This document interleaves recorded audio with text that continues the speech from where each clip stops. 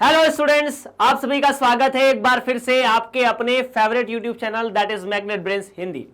मैं हूं अरुण और हम लोग बात कर रहे हैं क्लास 11th के हिंदी माध्यम के विद्यार्थियों के लिए जो कि कक्षा 11वीं में पढ़ रहे हैं। और कक्षा 11वीं में ये गणित विषय है और गणित विषय में आपको अभी मैं सांख्यिकी पढ़ा रहा था। सांख्यिकी में आपने बहुत से अच्छे सवाल किए, बहुत कैलकुलेटिव सवाल किए। अब हम सांख्यिकी के बहुविकल्पी प्रश्न हल करेंगे। इस अध्याय में आपने बहुत कुछ सीखा है। आपने माध्य विचलन, मानक विचलन, उसके अलावा माध्य के सापेक्ष माध्य विचलन, माध्य के सापेक्ष, इसके अलावा मानक विचलन, प्रसरण, ये सब हम लोगों ने डिस्कस किया है। इसके अलावा मैं आपको एक छोटी सी चीज और बता देता हूं कि जो भी विद्यार्थी इस लेक्चर को देख रहे हैं उन सभी विद्यार्थियों को कक्षा 6 से लेकर 12 तक, चाहे वो किसी भी क्लास में हो, आपको मैग्नेट ब्रेन्स और मैग्नेट ब्रेन्स हिंदी पूरी तरह से आपका स्कूली पाठ्यक्रम मुफ्त पढ़ाते हैं। इसके लिए किसी भी व्यक्ति को कोई फीस देने की आवश्यकता नहीं है। चलिए शुरुआत करते हैं आज और बात करेंगे प्रश्न नंबर 1 के साथ, अध्याय नंबर 15, कुछ एमसीक्यूज, फटाफट सवाल। यदि 1, 4, x, 7 और 10 का माध्य 6 हो तब x का मान कितना है। मतलब आपको सिंपल सा सवाल दिया है, 4 ऑप्शन से 4, 5, 6, 7, 5 संख्याओं का माध्य 6 दिया है। तो यार माध्य के बारे में हम क्या कह सकते हैं, मतलब मेरे पहले आप इसे हल कर दोगे। माध्य क्या होता है? माध्य होता है कि जितने भी x आई है, मतलब जितनी भी संख्याएं हैं उनको n से जोड़ के n से भाग दे दो। ये जो बंटन है वो असतत बारंबारिता बंटन है। असतत मतलब आपको यहां पर कहीं पर भी बारंबारिता नहीं दी है। असतत मतलब 3 के बाद 4 दिया है, 4 के बाद 5 दे दिया होगा, x का मान मान लो 5, फिर 5 से 7 आ गया, ऐसा कुछ। तो माध्य आपको दिया गया है 6, तो 3 + 4, x के बारे में कोई जानकारी नहीं, 7 + 10 और कुल संख्याएं आप देख पा रहे हो यहां पर 5 है ना, 1, 2, 3, 4, 5, तो n का मान 5 है ना।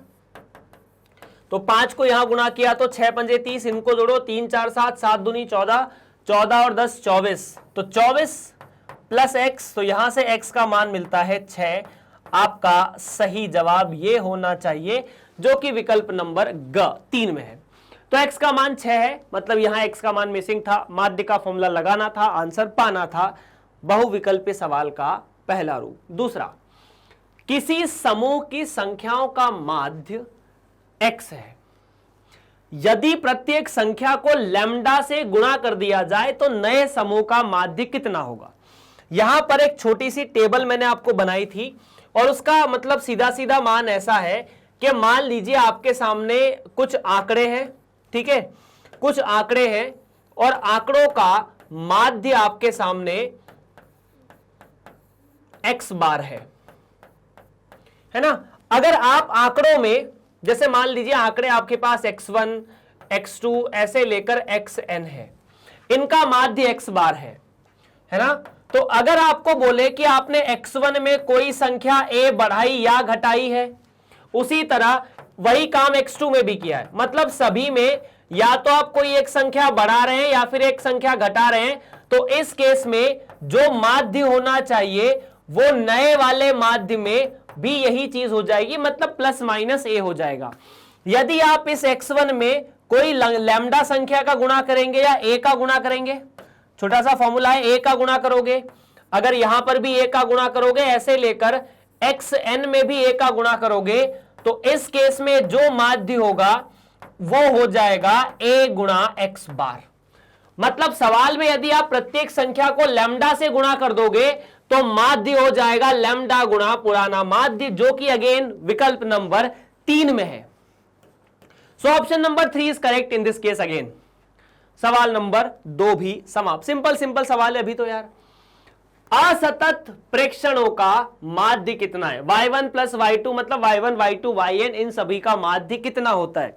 तो अगर असतत बारंबारिता है और असतत प्रेक्षण है, असतत बारंबारिता नहीं, असतत प्रेक्षण, बारंबारिता का तो नाम भी नहीं है यहां पर, है ना। अब इनका जो माध्य होता है वो कुछ ऐसे होता है, आप सारे y को जोड़ दो, y1 + y2 ऐसे लेकर yn और कुल संख्या n से भाग दे दो। तो इसको शॉर्ट फॉर्म में अपन ऐसे भी लिखते हैं, अपन ने लिखा सिग्मा i बराबर 1 से लेकर n, yi divided by n, which is an option number first का विकल्प सही है। देखिए ये पता है कब आता है, यहां पर fi के बारे में बात कब की जाती है, ये वाली चीज या फिर ये वाला और ये वाला, जब बारंबारिता होती है। यहां बारंबारिता नहीं है, आपको ये थोड़ी ना बोला है कि y1 3 बार आया है, y2 4 बार आया है, y3 10 बार आया है, ऐसा तो बोला नहीं है। तो इसलिए सिंपल सा जवाब ये वाला होगा। चलिए, कल्पित माध्य a से वर्गांक yi का विचलन d है तथा fi बारंबारिता है, ठीक है, और ऐसा ऐसा कुछ आपको दिया गया है, ठीक है। यदि mg मतलब बेसिकली ये माध्य है, तो ऐसा ऐसा कुछ है, तो ये x का मान क्या है, सवाल थोड़ा समझने की कोशिश करो। आपको mg का मतलब माध्य दिया है, mg का मतलब क्या है, mg को यहां पर माध्य से निरूपित किया गया है, जो कि होता दिया है x प्लस सिग्मा fi, ठीक है। उसके अलावा जितना भी fi को di में गुणा करते हो वो दिया हुआ है। अब यहां कल्पित माध्य का प्रयोग भी किया गया है, अपन इस पर बात करते हैं। जैसे मान लीजिए आपको जो भी डेटा दिया जाता है, जैसे मान लीजिए आपको xi x1 दिया है, ऐसे x2 दिया है, ऐसे कुछ करके बहुत सारा डेटा दिया है और उनकी बारंबारिता दी होती है ना। जैसे ये x1 है, ये x2 है, ऐसे लेकर xn है, और उनकी ये तो आपके प्रेक्षण है और उनकी बारंबारिता आपको दी होती है, जिसे आप f कह सकते हो कि fi क्या है। तो ये होता है, मान लीजिए ये f1 है, ये f2 है, ऐसे लेकर ये fn है। So now in this case आपको क्या चीजें देखनी होती है, सबसे पहले अगर कल्पित माध्य विधि निकाली जाए, क्या निकाला जाए, कल्पित माध्य।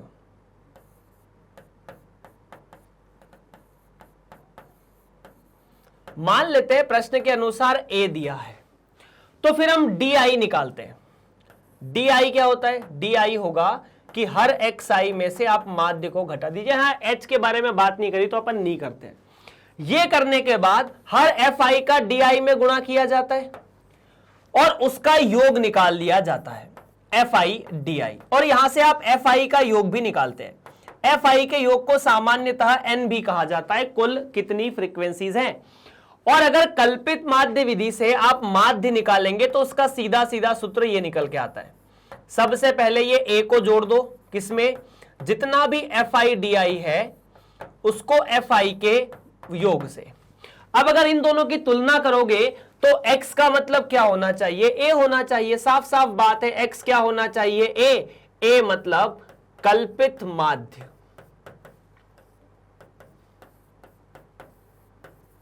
ये कक्षा 10 का सवाल है, कल्पित माध्य विधि आप कक्षा 10 में पढ़ते हैं। कोई भी आंकड़े हैं, उनकी बारंबारिता है, मान लो कि आंकड़े और बारंबारिता का सीधा सीधा गुणा मुश्किल है, कैलकुलेटिव है, तो हम इसमें से xi में से कोई भी एक संख्या को या उसके आसपास कोई भी एक संख्या को कल्पित माध्य मान लेते हैं। जैसे मान लो यहां 1000 है, यहां 3000 है, यहां 4000 है, तो अपन ने 2000 को या 1000 को कल्पित माध्य मान लिया, तो ये बहुत छोटा डेटा आ जाता है।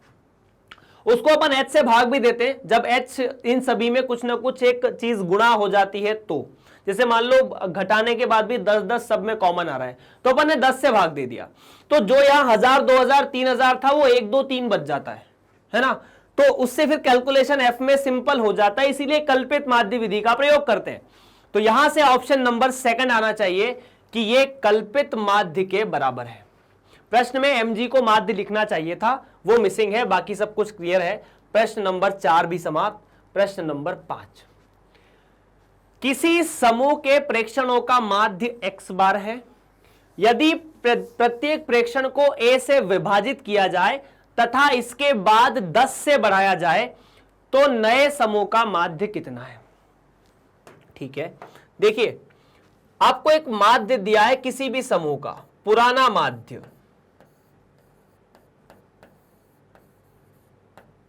x बार, ये दिया है यहां पे, और ये बोला है कि हर प्रेक्षण को a से विभाजित किया जाए। ठीक है, तो माध्य तब कब, जब हर प्रेक्षण को a से विभाजित किया जाए। माध्य जब हर प्रेक्षण को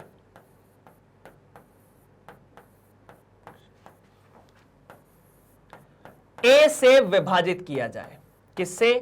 ए से।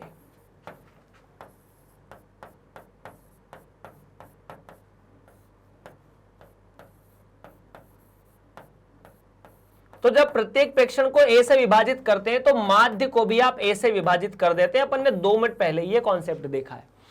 अब उसके बाद जब आप प्रत्येक माध्य को, मतलब इसके बाद सेकंड वाले के बाद इससे ये किया, ये से ये किया, तो अब इसके माध्य में आपने क्या किया? जैसे मान लीजिए आपके पास डेटा था 10, 15, 20 और 25। इनका माध्य कुछ ना कुछ था।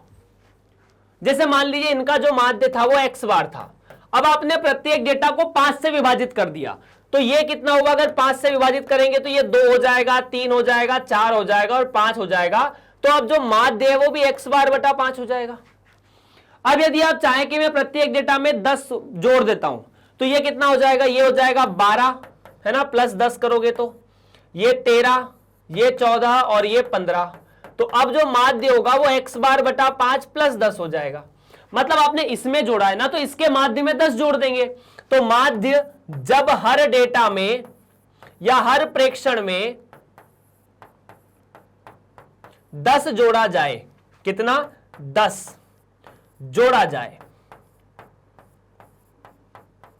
तो ये हो जाएगा x बार बटा a प्लस 10। तो कुल मिला के आंसर आना चाहिए x बार प्लस 10a बटा a। That is your final answer. और यह आंसर ऑप्शन नंबर 3 ग में है।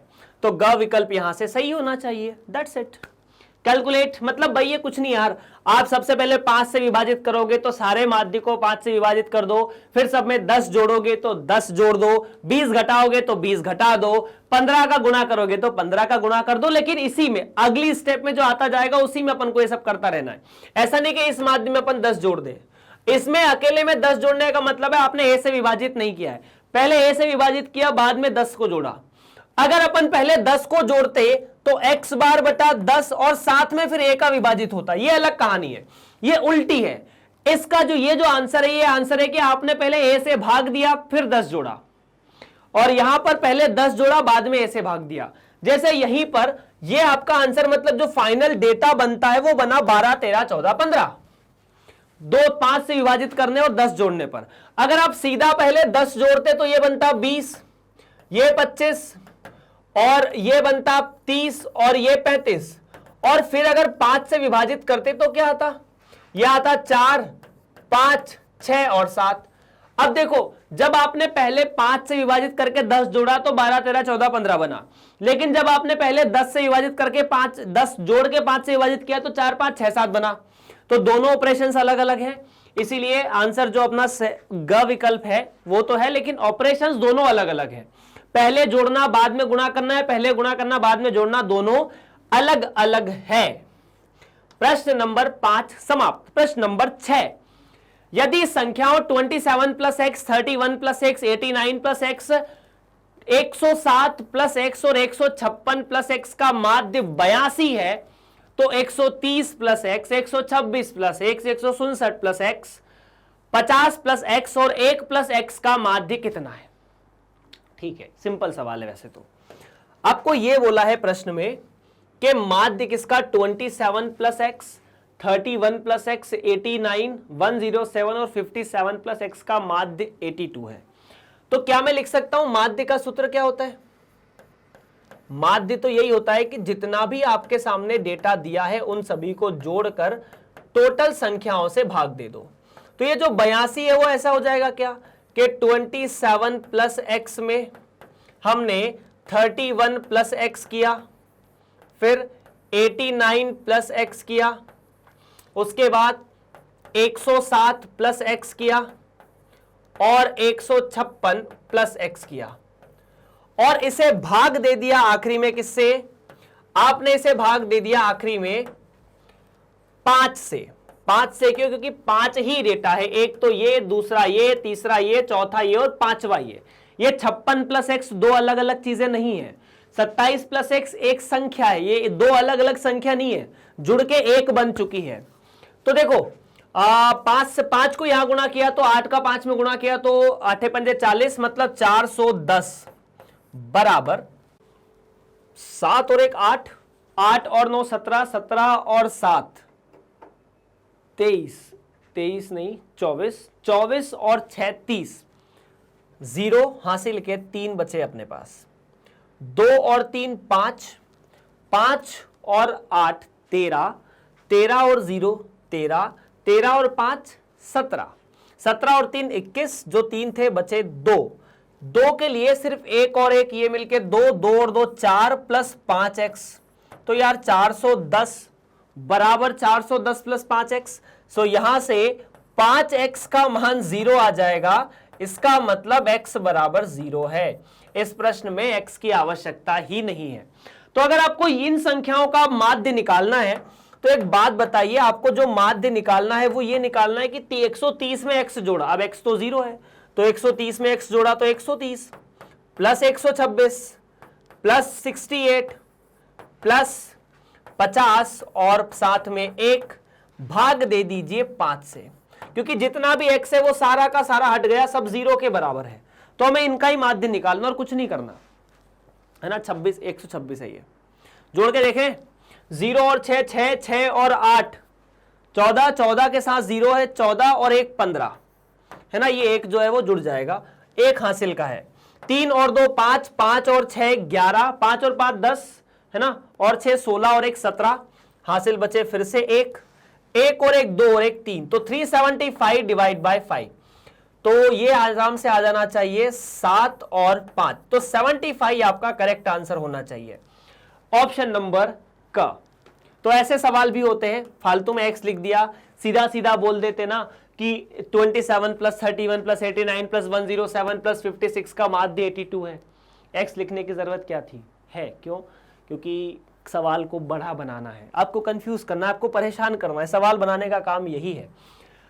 दी गई संख्याओं का बारंबारिता बंटन निम्न है, ठीक है, मान और उनकी बारंबारिता, यदि माध्य 3 है तो f का मान कितना, ये 10वीं कक्षा टाइप सवाल है।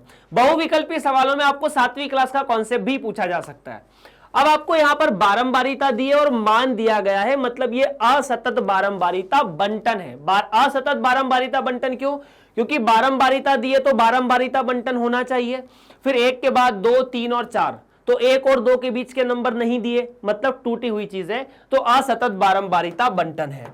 और अगर असतत बारंबारिता बंटन है तो इसे fi और xi को यहां लिख लेता हूं, ज्यादा लंबा कैलकुलेशन नहीं है ये, इसीलिए अपन इसको सिंपल भी बोल सकते हैं। 1 2 3 और 4, और उनकी fi दी है 5 4 6 और f। अब अगर आपको माध्य निकालना हो तो आप सारे xi को fi में गुणा करते हैं, तो 5 8 18 और 4f, और अगर आप इन सभी को जोड़ेंगे तो सारे f का जोड़ कितना है, सारे fi का जोड़ कितना आएगा, देखो 5 4 9, 9 और 6 15, 15 प्लस 5 या 5 नहीं 15 प्लस f, ठीक है। और उसके बाद सारे fi xi का जोड़ कितना, fi xi का जोड़ कैसे निकालेंगे, तो fi xi का मतलब इसका जोड़ कर लो, 8 5 13, 13 और 18 31, तो 31 प्लस 4f। अब प्रश्न के अनुसार आपको माध्य दिया है 3, और इस केस में जो माध्य होता है उसका फॉर्मूला ऐसा होता है जब बंटन असतत बारंबारिता हो, है ना, ये बात है लिख लेना, असतत बारंबारिता है। पहचाना कैसे, बारंबारिता दी है, ठीक है, और वो सतत नहीं है, आंकड़े सतत नहीं है, 1 के बाद 2 है, 2 के बाद 3 है, सर सतत तो है 1 2 3 4, नहीं, 1 और 2 के बीच के आंकड़े कहां गए, 1.2 है क्या, 1.3 है क्या, नहीं है, इसीलिए ये टूटा हुआ है, असतत है। सारे fi का आपने भाग दिया, x बार 3 के बराबर, ये 31 plus 4f divided by 15 plus f, यही होगा, हाँ जी। 15 को इसमें गुणा किया तो 45 प्लस 3f बराबर 31 प्लस 4f, या फिर 45 माइनस 31 बराबर 4f माइनस 3f, सो यहां से मिलता है 14 बराबर f, तो f का मान कितना आया 14, ऑप्शन नंबर 4 सही है। तो यहां से मतलब ये सिंपल कैलकुलेशन है। बहुविकल्पीय सवालों में ऐसे प्रश्न आपसे पूछे जा सकते हैं, इसमें चिंता की कोई बात नहीं। आप चाहे तो इसे एक बार देख सकते हैं। सिंपल सा प्रोसेस है। आपने 10वीं कक्षा में ऐसे सवाल हल किए हैं जहां पर असतत बारंबारिता बंटन में आपको बारंबारिता निकालनी है। ठीक है, x1, x2, x3, xn का इन सभी का समांतर माध्य x बार है। समांतर माध्य का मतलब है अपन माध्य ही मान लेते हैं। ठीक है, तब संख्याओं ax1 plus b, ax2 plus b, ax3 plus b और axn प्लस बी का समांतर माध्य, जहां पर a तथा b दो अचर हैं। आपको याद है हमने समांतर माध्य कैलकुलेट किया था और हम निकालने की कोशिश कर रहे थे, वो सिंपल सा था। ठीक है, सारे डेटाओं को जोड़कर, ठीक है, माध्य कैसे निकालते हैं वही तरीका था, है ना। क्या करना है, मतलब माध्य को समांतर माध्य भी यहां पर रिप्लेस किया जा सकता है। x1, x2, x3 इन सभी का माध्य कितना है, x बार। प्रश्न में दिया है x बार। ये अब देखिए आपने डेटा को कैसे बदला है। ax1 मतलब पहले आपने गुणा किया हर x1 में a का, है ना, फिर आपने b को जोड़ा। ये x1 था, x1 में आप दो काम कर सकते थे। आपको ये दिख रहा है ना ax1 प्लस बी, तो आप यहां b को जोड़ रहे हैं, a को गुणा कर रहे हैं। तो अगर आप यहां पर a को गुणा करते हैं, a का गुणा, और पहले क्या करते हैं, b को जोड़ते हैं, दोनों अलग अलग काम कर लेते हैं अपन, है ना। तो अगर a का गुणा करूंगा तो ये ax1 बन जाएगा और ये x1 प्लस b बन जाएगा। और उसके बाद आप अगर इसमें b का जोड़ करेंगे तो डेटा ऐसा बन जाएगा ax1 प्लस b। और अगर आप अब यहां पर a का गुणा करेंगे, तो अगर यहां a का गुणा करेंगे तो a का गुणा इस पूरे में होगा, मतलब ये वास्तव में ax1 प्लस ab हो जाएगा। आपको प्रश्न में ये दिया है या ये दिया है, आपको ये दिया है। तो मतलब बेसिकली a का गुणा और b का जोड़ दो तरीके से कर सकते थे। पहले a का गुणा करो फिर b का जोड़ करो, पहले दूसरे में पहले b का जोड़ करो फिर a का गुणा करो। ये करने से हमें ये मिलता है, पहले हम a का गुणा करेंगे बाद में b का जोड़ करेंगे।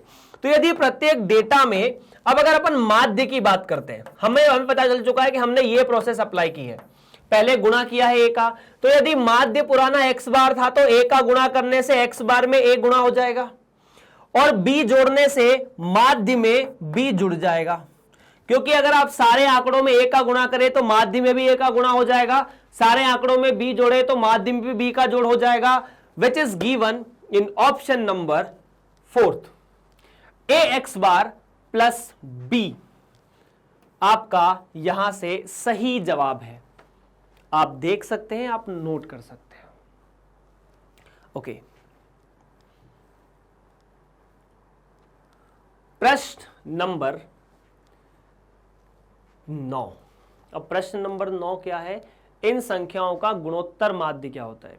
आपको याद है गुणोत्तर माध्य हमने पढ़ा था समांतर श्रेणी और गुणोत्तर श्रेणी में। गुणोत्तर माध्य क्या होता था, जितनी भी संख्याएं हैं उन सभी का गुणा कर दिया जाए और उनको 1/n से उनकी घात कर दी जाए, ऐसा होता था ना। गुणोत्तर माध्य का मतलब क्या है, ठीक है, कि गुणोत्तर माध्य का सूत्र क्या था, गुणोत्तर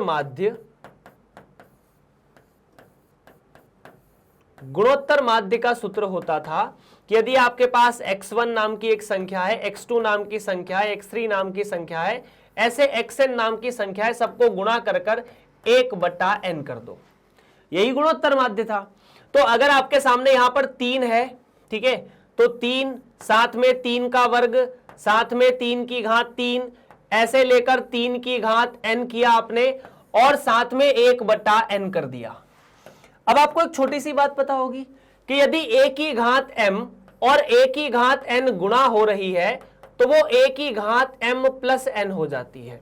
तो यहां 3 की बहुत सी घातें गुणा है, तो क्या यहां पर ये ऐसा हो जाएगा 3 की घात 1 प्लस 2 प्लस 3 ऐसे लेकर n तक, और उसके बाद जो घात है उसे आप ऐसा लिख देंगे 1/n। तो 1 प्लस 2 प्लस 3 ऐसे लेकर n तक, यदि मैं लिखना चाहूं कि 1 का मैंने 2 में गुणा किया फिर 3 में गुणा किया ऐसे लेकर n तक गुणा किया, तो ये आपको पता है, ये पहली n प्राकृत संख्याओं का योग होता है। तो यहां से ये कुछ ऐसा मिलेगा, 3 गुणा n, n plus 1 divide by 2 और साथ में 1 बटा n, तो n से n कटा 3 इंटू n प्लस 1 या 3 की घात n प्लस 1 बटा 2, ऑप्शन नंबर घ। चौथा विकल्प यहां पर सही है। यह है गुणोत्तर माध्य निकालने की विधि। हमने स्टैटिस्टिक्स में मतलब सांख्यिकी में इस टॉपिक को पढ़ा नहीं है, लेकिन ये सवाल प्रतियोगी परीक्षाओं के हिसाब से तो ऐसे आपसे पूछे जा सकते हैं, इसमें चिंता की कोई बात नहीं है, स्पेशली CUET। चलिए, तो यहां पर सवाल नंबर 9 खत्म होता हुआ 10 के बारे में बात करेंगे कि n प्रेक्षणों के व्युत्क्रम का माध्य का व्युत्क्रम n प्रेक्षणों का क्या है। ओहो हो, ये एक खतरनाक सवाल है। मतलब यहां हम लोगों ने एक नई चीज आप डिस्कस करेंगे, n प्रेक्षण के व्युत्क्रमों के माध्य का व्युत्क्रम। मतलब ऐसा कि यदि आपके सामने x1, x2 और ऐसे लेकर xn डेटा दिया है, तो सबसे पहले इन प्रेक्षणों का व्युत्क्रम आप निकालते हैं। व्युत्क्रम मतलब आपको इनका सबसे पहले व्युत्क्रम निकालना है।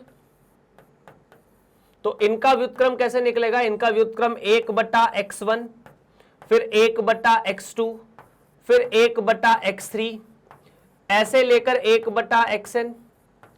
अब इनके व्युत्क्रमों का माध्य, अब अगर आप निकालने जाएंगे तो व्युत्क्रम का माध्य क्या होता है,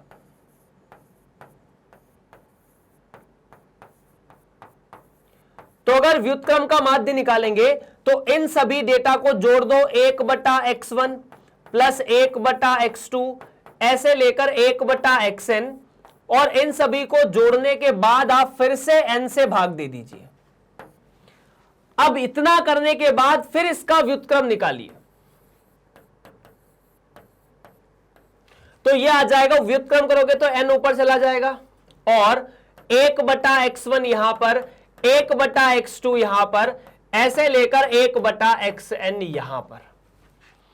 और ये जो चीज आई है, क्या ये समांतर माध्य या माध्य क्या होता है, x1 plus x2 plus x3 ऐसे लेकर xn बटा n, तो वो माध्य होता है।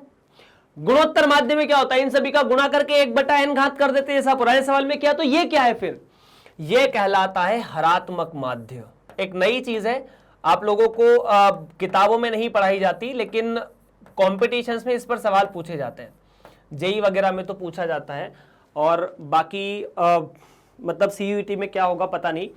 तो हरात्मक माध्य का सूत्र ये होता है, इसे ऐसे याद रख लो कि अगर संख्याएं ऐसी है तो इन सभी का हरात्मक माध्य ऐसे होता है। विकल्प नंबर ग में आपको दिया गया है ये चीज, ठीक है। छोटा सा फॉर्मूला याद रखना है, व्युत्क्रम के माध्य का व्युत्क्रम, व्युत्क्रम के माध्य का व्युत्क्रम हरात्मक माध्य कहलाता है।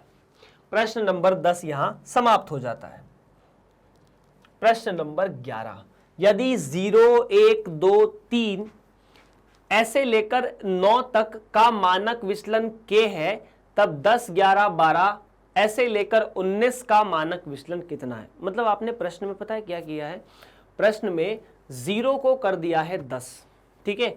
यदि प्रेक्षण 0, 1, 2, 3 का मानक विचलन k है, तब इन सभी का मानक विचलन। तो यहां थोड़ा सा एक पॉइंट ऐसा है कि 0 को कर दिया है 10, 1 को कर दिया है 11, 2 को बना दिया गया 12, ऐसे लेकर हर संख्या में इन लोगों ने 10 को जोड़ा है। अब मानक विचलन में जोड़ने घटाने वाला फॉर्मूला अपन ने नहीं पढ़ा था, हमने ये पढ़ा था कि यदि कोई संख्याएं हैं उनका मानक विचलन मान लीजिए x है या रो है, अगर हम सारी संख्याओं में किसी संख्या का गुणा कर देंगे तो उस संख्या का वर्ग मानक विचलन में, या उस संख्या का वर्ग जो है वो प्रसरण में गुणा हो जाएगा, है ना। रो का वर्ग प्रसरण होता है, पर जोड़ने घटाने वाला अपन ने नहीं देखा था ना। तो चलिए मानक विचलन की कहानी इस प्रश्न में अपन डिराइव करके ही हल करेंगे। तो मानक विचलन का मतलब क्या, मानक विचलन का मतलब है जिसे आप रो 1 कह सकते हैं। इस केस में हर डेटा को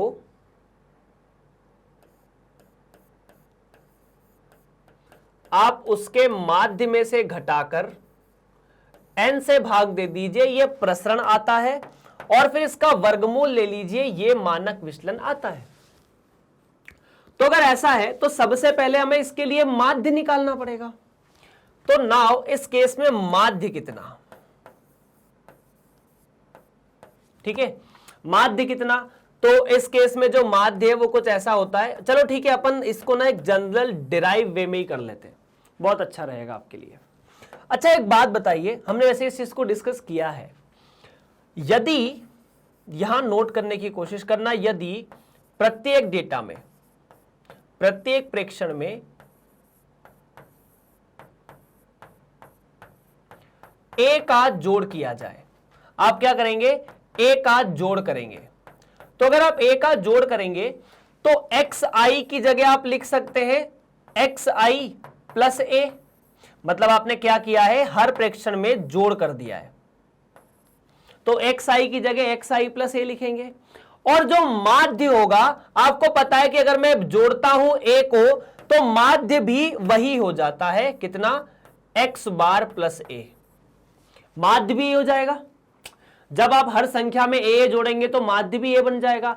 अब इस नए केस में जो मानक विचलन होगा वो कितना होगा, अब अगर इसका मानक विचलन निकालोगे तो कैसे आएगा, इसका मानक विचलन सर ऐसे आएगा, वर्गमूल के अंदर सिग्मा एक्स आई की जगह एक्स आई प्लस ए और एक्स बार की जगह एक्स बार प्लस ए, और इस पूरे का वर्ग भाग दे दीजिए आप एन से।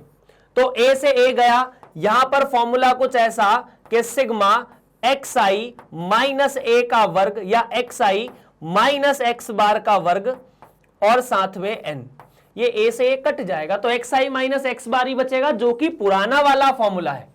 इसका मतलब संख्याओं को जोड़ने या घटाने से मानक विचलन अपरिवर्तित रहता है, ठीक है। प्रेक्षणों में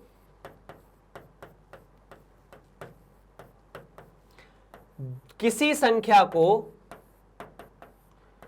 संख्या ए को जोड़ने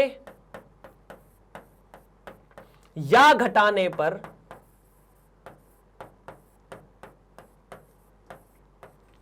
मानक विचलन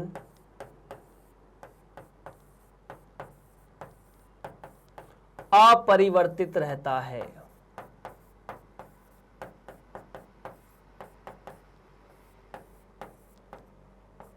नोट कर सकते हैं इसे आप।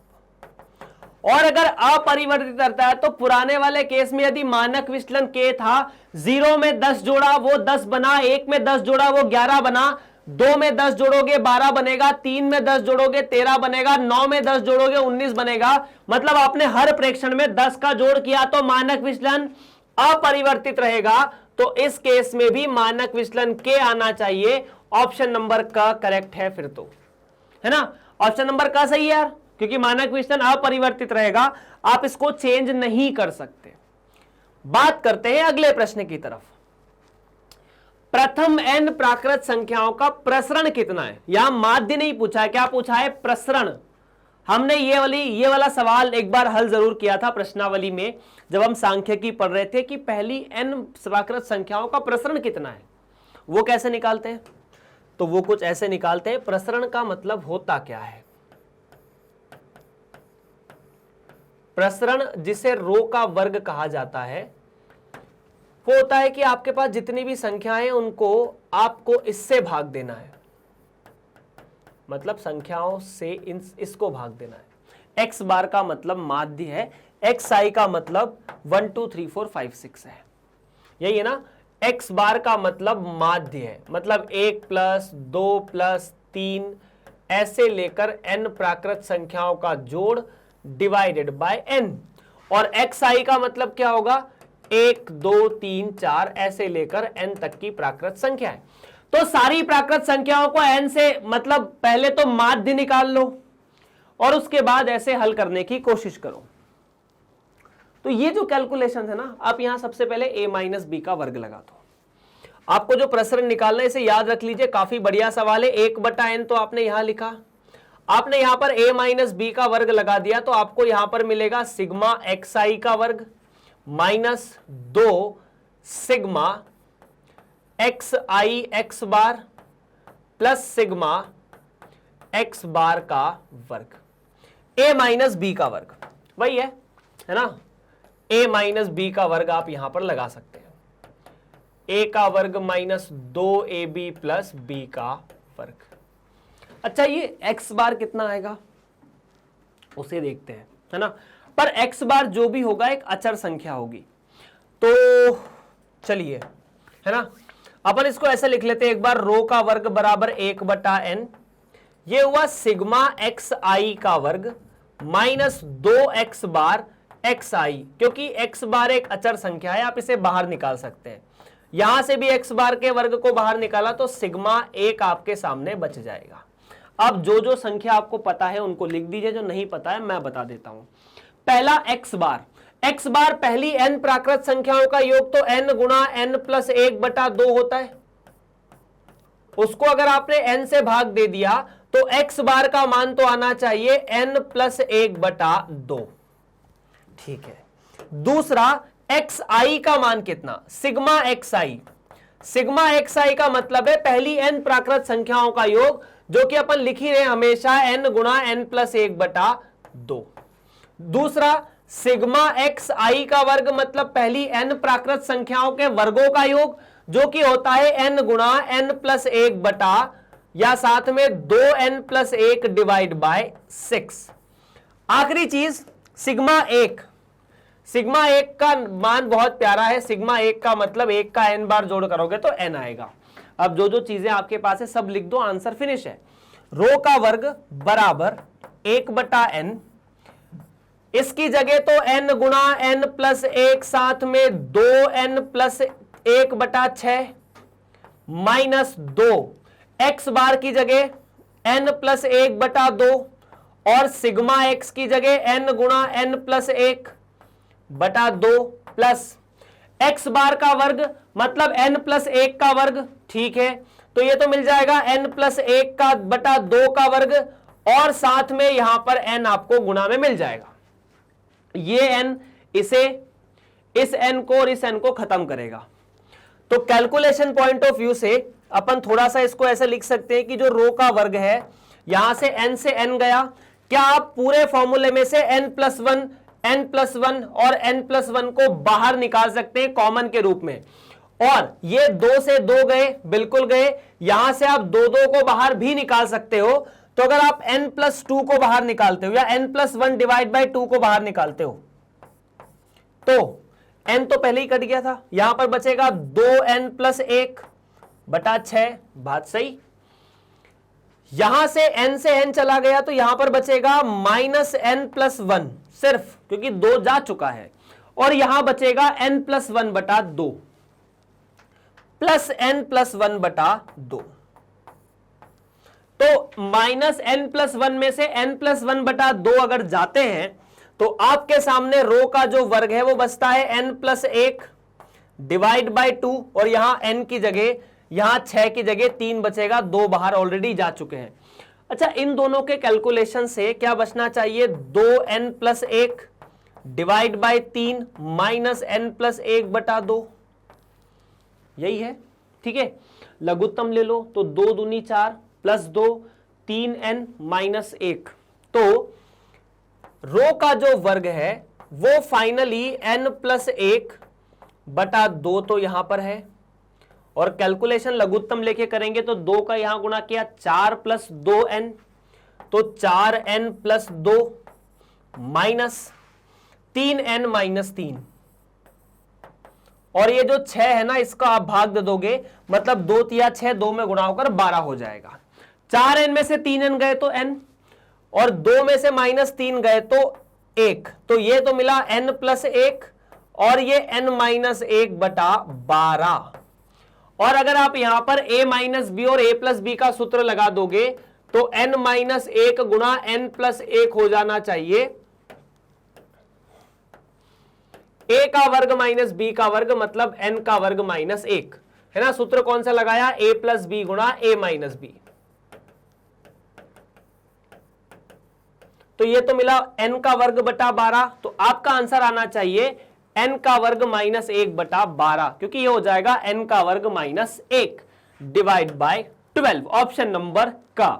ये सवाल हमने प्रश्नों में हल किया था जब हम लोग प्रश्नावली हल कर रहे थे।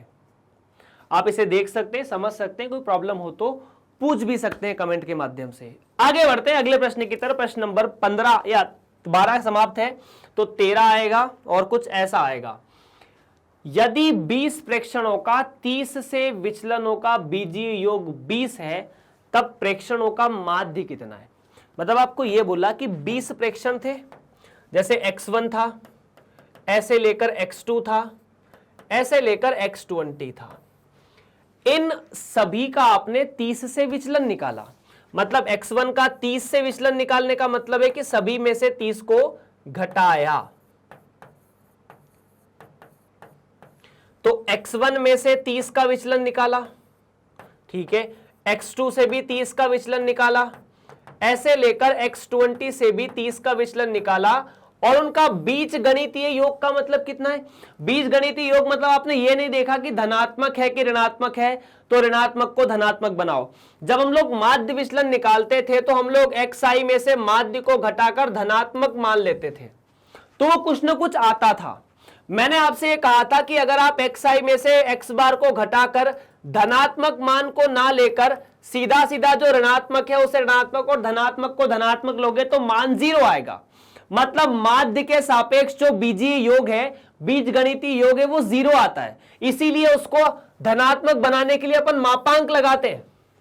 तो यहां पर इन्होंने मापांक नहीं लगाया, इन्होंने ये बोला कि अगर मैं x1 में से 30 को घटाता हूं, साथ ही साथ में x2 में से 30 को घटाता हूं, ऐसे ही यदि मैं आगे जाकर x20 में से 30 को घटाकर सबको जोड़ता हूं, तो ये जो योग है वो 20 आता है।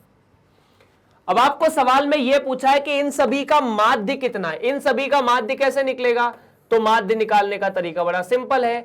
आप x1 में x2 को जोड़ दो, ऐसे लेकर x20 और भाग दे दीजिए 20 से, क्योंकि 20 जो है वो n का मान है। तो आपको यही निकालना है, x1 plus x2 plus x3। तो अगर इसे जोड़ोगे तो x1 प्लस x2 ऐसे लेकर x20, और उसके बाद -30 -30 -30, तो ये -30 प्लस 30 प्लस 30 लिख सकते हैं। ऐसा कितनी बार है सर, 20 बार है, बराबर 20 है। तो x1 plus x2 plus x ऐसे लेकर x20 -30 का अगर 20 बार जोड़ करोगे तो 30 गुणा 20 बराबर 20। तो ये जोड़ कितना हो जाएगा, x1 प्लस x20, मतलब x1 प्लस x2 ऐसे लेकर अगर x20 तक योग निकाला जाए तो वो आ जाएगा 30 गुणा 20 को वहां भेज दोगे तो 30 गुणा 20 प्लस 20। इसको ऐसा लिख दूं, कितना, 30 गुणा 20 प्लस 20। अब यही तो योग आपको चाहिए माध्य निकालने के लिए। तो ये मिलेगा 30 गुणा 20 प्लस 20 बटा 20। तो 20 से 20 को कैंसिल करो, यहां बचेगा 30 और यहां बचेगा 1, तो माध्य है 31। That is the final answer, option number घ। तो घ विकल्प यहां पर सही है, जिसका योग 31 है। फटाफट नोट करके आगे सवाल की तरफ बढ़ते हैं। किसी बंटन के मानो 1 2 1 मतलब 1 1/2 1/3 1/4 1/5 ऐसे लेकर 1/n की जो बारंबारिताएं हैं वो दी हुई है। 1 प्लस 1 2 3 4 ऐसे लेकर, तब माध्य कितना है। तो ये है असतत बारंबारिता बंटन। सीधी सीधी बात है, जब ऐसी चीजें दी हो, टेबल बना के नहीं दी हो ना, तब ये असतत बारंबारिता बंटन की कैटेगरी में आता है। जो भी है ये किसमें आता है, असतत बारंबारिता, असतत बारंबारिता इस कैटेगरी में आती है चीज। और अगर ये असतत बारंबारिता में आता है तो इस कंडीशन में जो माध्य होता है उसका सूत्र बड़ा सिंपल है, x bar is equal to आपके सामने जितना भी xi है उसकी fi को उससे गुणा कर दीजिए और सारी fi को जोड़ दीजिए। अब जैसे 1 की fi होगी 1/2 की fi 2, 1/3 की fi 3, तो यहां से 1 गुणा 1 प्लस 1/2 गुणा 2 प्लस 1/3 गुणा 3, ऐसे लेकर आखिरी में 1/n गुणा n हो जाएगा। बाद में आपको fi ये सभी बारंबारिताएं दी हुई है, तो आप 1 का 2 और 3 ऐसे लेकर n तक जोड़ करते जाएंगे। अब 1/2 से 2 कैंसिल, 1/3 से 3 कैंसिल, तो यहां से 1 प्लस 1 प्लस 1 प्लस ऐसे लेकर आपके सामने यहां तो 1 बचेगा, और यहां आपको पता ही है कि पहली n प्राकृत संख्याओं का जो योग होता है उसका सूत्र n गुणा n प्लस 1/2 हो जाता है। तो यहां से n गुणा n प्लस 1/2 आ जाएगा। अब ये 1 1 1 कितनी बार जुड़ा है, तो हमने आखिरी वाले n नंबर को n से कैंसिल किया था, तो ये n बार जुड़ा है। अब अगर आप 1 को n बार जोड़ोगे, अगर 1 को 10 बार जोड़ोगे तो 10, 20 बार जोड़ोगे तो 20, n बार जोड़ोगे तो n, तो n plus 1 divide by 2, n से n cancel, the answer is 2 divided by n plus 1। तो ये आपका सही उत्तर है 2 divided by n plus 1, option number 4। तो ऑप्शन नंबर 4 यहां सही है, जो कि आपको दिख भी रहा होगा साफ तौर पर, है ना। सो 14 सवाल समाप्त, सिंपल सा था। बढ़ते हैं सवाल नंबर 15 की तरफ। किसी समूह के प्रेक्षणों की संख्या 40 है, यदि प्रथम 10 प्रेक्षणों का औसत 4.5 तथा शेष 30 का औसत 3.5 है, तो संपूर्ण समूह का औसत कितना है। अब आपको यह बोला है कि एक समूह है जिसमें 40 प्रेक्षण है, और पहले 10 का जो औसत है वो 4.5 है, अगले 10 का औसत जो है वो 30 है, तो संपूर्ण समूह का औसत कितना है। तो अगर आपके सामने x1 x2 ऐसे लेकर x 40 प्रेक्षण है, तो पहले 10 का औसत आपको दिया गया है 4.5। प्रथम 10 प्रेक्षणों का औसत,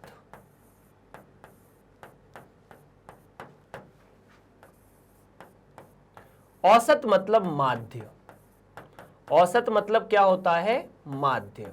और माध्य मतलब, माध्य का मतलब है सिग्मा xi, i बराबर 1 से लेकर 10, और आपको 10 से भाग देना पड़ेगा। फॉर्मूला तो यही होता है यार, कि अगर आपको n प्रेक्षणों का माध्य बोला जाए तो i बराबर 1 से लेकर n xi, और बाद में आपको n से भाग देना पड़ता है। तो अच्छा, और ये दिया है आपको 4.5, 4.5। तो क्या आप यहां से ऐसा बोल सकते हैं कि सिग्मा, चलो इसको अपन लिखते हैं, अच्छा बाद के 10 प्रेक्षणों का, ठीक है, मतलब बाद के 30 प्रेक्षणों का, बाद के 30 प्रेक्षणों का माध्य, बाद के 30 प्रेक्षणों का मतलब 11 से लेकर 40, 11 से लेकर 40 के जो प्रेक्षण हैं उनका औसत या फिर उनका माध्य कितना आप बताएंगे। तो देखिए यार, फटाफट इसके लिए फॉर्मूला क्या लगेगा, फॉर्मूला लगेगा i बराबर 1 से लेकर या 11 से लेकर 40। 11 से लेकर 40 मतलब आप देखिए, पहले से 10 तक का माध्य आपने निकाला, तो पहले से 10 तक को जोड़ा, उसको 10 से भाग दिया 4.5। दूसरे में आपने 11 से लेकर 40 तक का जोड़ना है, क्योंकि उसके बाद के 30 का बोला है, तो xi बटा डिवाइडेड बाय 30, और ये आपको दिया है 3.5। ठीक है ना, ठीक है। अच्छा, एक छोटी सी बात मेरी समझो, अगर पहले वाले से लिखना चाहोगे कि i बराबर 1 से लेकर 10 xi, तो ये कैलकुलेशन कितना है, तो 4.5 में आप 10 का गुणा कर दीजिए। साथ ही साथ i बराबर 1 से लेकर या 11 से लेकर 40, ये कितना है, तो आप 30 में 3.5 का गुणा कर दीजिए, इसका गुणा यहां कर दीजिए, ये ठीक है। अच्छा, उसके बाद आपको 40 प्रेक्षणों का जो माध्य निकालना है, किसका, 40 प्रेक्षणों का माध्य।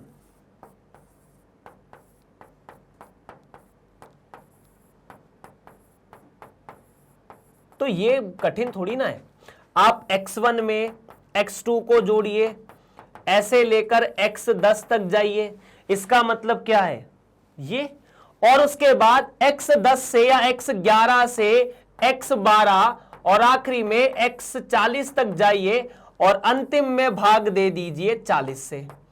अब देखिए 1 से लेकर 10 तक का मतलब है आपने पहले 10 प्रेक्षणों को जोड़ा, 1 से लेकर 10 तक 4.5 और उसके बाद 11 से लेकर 40 तक जोड़ा, जो कि आपके सामने 30 गुणा 3.5 बटा 40।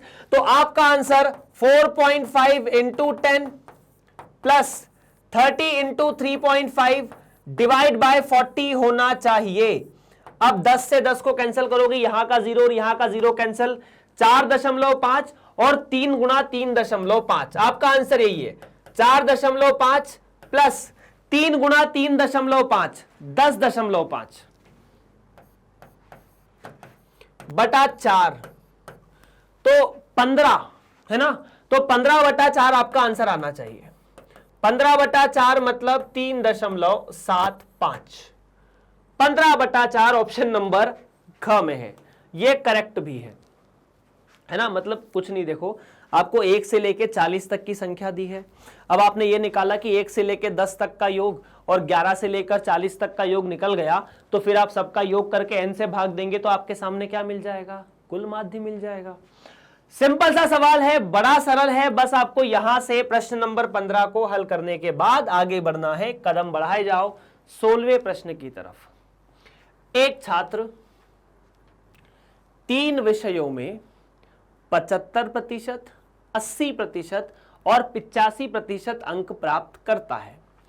यदि दूसरे विषय के अंक जोड़े जाएं तो इसका औसत निम्न से कम नहीं हो सकता है। मतलब और एक चौथा विषय है जिसके अंक आपने और जोड़ दिए, तो इनका औसत निम्न से कम नहीं होना चाहिए। देखो जैसे मान लो आप किसी परीक्षा में जाते हो और ठीक है, आप किसी परीक्षा में जाते हो और आपको पता चलता है कि आपके पहले पेपर में 70, 75, दूसरे में 80 और तीसरे में 85 नंबर है। तो फिर आपको पता चलता है कि चौथा जो पेपर है भले ही उसमें कितने भी नंबर आए, फिर भी अपने नंबर 240 तो बन ही जाएंगे, क्योंकि इन तीनों से ही 240 हो गए। 70 या 75, 80 और 85 का योग 240 है। तो अगर चौथे विषय में भले ही आप 0 नंबर लेकर आओ, तब भी आपका योग तो 240 रहेगा कम से कम। अगर 10 नंबर लेके आओगे तो वो योग 250 हो जाएगा। अगर 100 नंबर ले आते हो तो वो जो योग है वो 340 हो जाएगा। मतलब कुल मिला के योग 240 से तो कम नहीं होगा ना। ठीक है, तो क्या मैं यहां पर ऐसा कह दूं कि यदि चौथे विषय में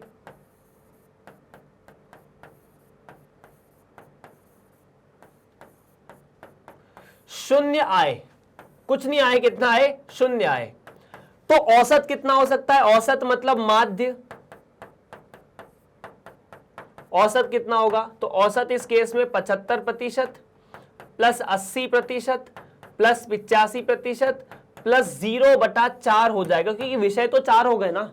अगर ये करोगे तो 240/4, विषय 4 क्यों हो गए, चौथे विषय में शून्य नंबर लाए हो, विषय तो काउंट होगा ना, तो ये हो जाएगा 60%। मतलब यदि आप चौथे विषय में एक भी नंबर ना लाओ तो भी 60% बन जाने। सवाल यह कि आप चौथे विषय में एक भी नंबर मत लेके आओ, आपके 60% बन जाएंगे। बाकी नंबर बड़ा लाते जाओगे ज्यादा तो आपके ज्यादा परसेंट आते जाएंगे। तो ऑप्शन नंबर फर्स्ट 60% यहां से सही था इस प्रश्न का जवाब। आप देख सकते हैं, वेरीफाई कर सकते हैं। प्रश्न नंबर 16 समाप्त। बात करेंगे 17 की तरफ। आदमियों और औरतों के संयुक्त समूह की माध्य आयु 30 वर्ष है। यदि आदमी और औरतों की आयु के माध्य क्रमशः 32 तथा 27 है, तब समूह में औरतों का प्रतिशत कितना है। मतलब देखो आपको ये बोला है कि एक समूह है जिसमें मेन और विमेन दोनों हैं। अब उन सभी की आयु का अगर औसत निकाला जाए, ठीक है, 30 वर्ष है, मतलब अगर माध्य निकालो तो वो 30 आता है। क्लियर है। और उसके बाद अगर आदमी और औरतों के बारे में बात करते हैं, मतलब आदमी की आयु का माध्य 32 और औरतों की आयु का माध्य 27 है। तब आपसे यह पूछा जा रहा है कि आप ये बताइए कि कितने प्रतिशत औरतें समूह के अंदर हैं। तो मान लेते हैं, ठीक है, हम ये मानते हैं कि x1 x2 ऐसे लेकर xn तक हमारे सामने कुल व्यक्ति है। अब अगर अपन यहां पर n को सेपरेट नहीं करते तो ये कुछ इस तरह से आएगा कि अगर जैसे मान लीजिए n का आपके 2 टुकड़े करने पड़ेंगे। जैसे मान लीजिए आप समूह में 30 व्यक्ति हैं तो 30 के 2 टुकड़े करने पड़ेंगे कि उसमें से महिलाएं कितनी है, पुरुष कितने, और हमें इनसे कोई मतलब नहीं है। अपन ऐसा करते हैं, सीधा सीधा सॉल्यूशन। माना m तो पुरुष है और n स्त्रियां हैं, है ना, समूह में है। और साथ में एक और चीज मान लेते हैं, ठीक है, x जो है वो पुरुषों की आय है, पुरुषों की आयु है, ठीक है, पुरुषों की आयु का योग है।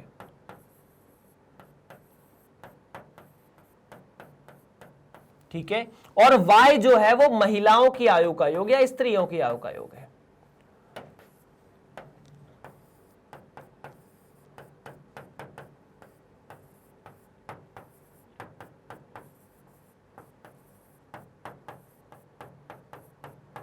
तो अगर ऐसा है, अब आपसे बोला है कि अगर आप ये भूल जाइए कि पुरुष महिला, अगर सभी को मिलाकर आयु का औसत निकाला जाए तो वो 30 है। अब आयु का औसत कैसे निकाल सकते हैं, तो मैं कह सकता हूं ना कि 30 जो है वो इन दोनों की आयु का योग मतलब x प्लस वाई बटा कुल व्यक्तियों की संख्या, तो पुरुष और स्त्री दोनों को जोड़ दो। देखो x प्लस वाई मतलब x प्लस वाई का मतलब है पुरुषों और स्त्रियों की आयु का योग कर दो, मतलब जो समूह है उसमें जितनी भी उम्र है उन सभी को जोड़ दो। तो पुरुष की उम्र और स्त्रियों की उम्र जोड़ दोगे तो पूरे समूह की उम्र आ जाएगी। उसमें पूरे समूह में कुल व्यक्ति कितने होंगे, तो m पुरुष n स्त्री है, तो कुल होगा m प्लस n। तो यहां से आपके सामने एक रिलेशन आता है कि 30m प्लस 30n बराबर x प्लस वाई। ये एक छोटा सा रिलेशन आपने निकाला। अच्छा, उसके बाद ये बोला है कि पुरुषों की आयु का योग 32 है। तो अगर पुरुषों की आयु का योग 32 है तब मैं क्या लिख सकता हूं कि 32 जो है वो x बटा m होगा। ऐसा क्यों होगा, x बटा m क्यों, क्योंकि x जो है वो कुल आयु है, x जो है वो कुल आयु है और m ऐसा है ना, x कुल आयु है पुरुषों की और m पुरुषों की संख्या। तो यहां से x को लिखा जा सकता है 32m और उसी तरह 27 को लिख सकते हैं y बटा n, क्योंकि वो स्त्रियों की आयु का औसत है या माध्य है। तो यहां से y का मान 27n आ सकता है। अब इन दोनों को 32 नॉट 30 या 3, यहां से 32m।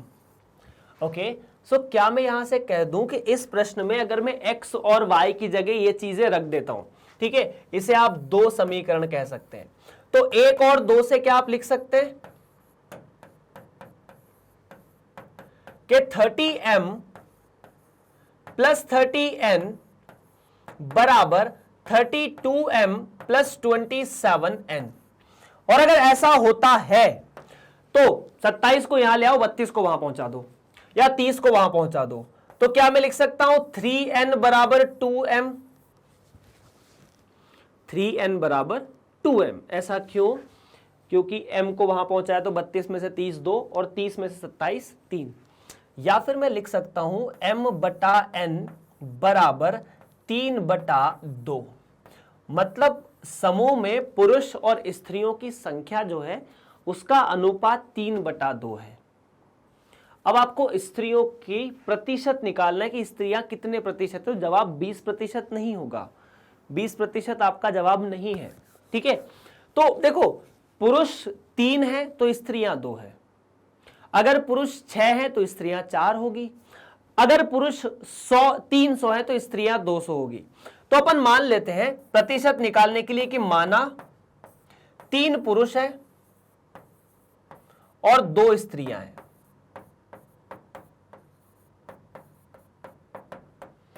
अब सोचने वाली बात यहां पर यह है कि कुल समूह में व्यक्ति कितने, तो कुल व्यक्ति कितने होंगे, वो हो जाएंगे 5, 3 और 2। अब आपको स्त्रियों का प्रतिशत निकालना है ना, तो स्त्रियों का प्रतिशत तो कुल व्यक्ति से ही निकालोगे, तो स्त्रियों का प्रतिशत कितना होगा, वो हो जाएगा इनकी संख्या बटा 5 गुणा 100। किसी भी नंबर का प्रतिशत ऐसे तो निकालते हैं, वो नंबर बटा कुल अंक। तो ये तो हुआ 20 और 20 दुना 40, तो आंसर आया 40।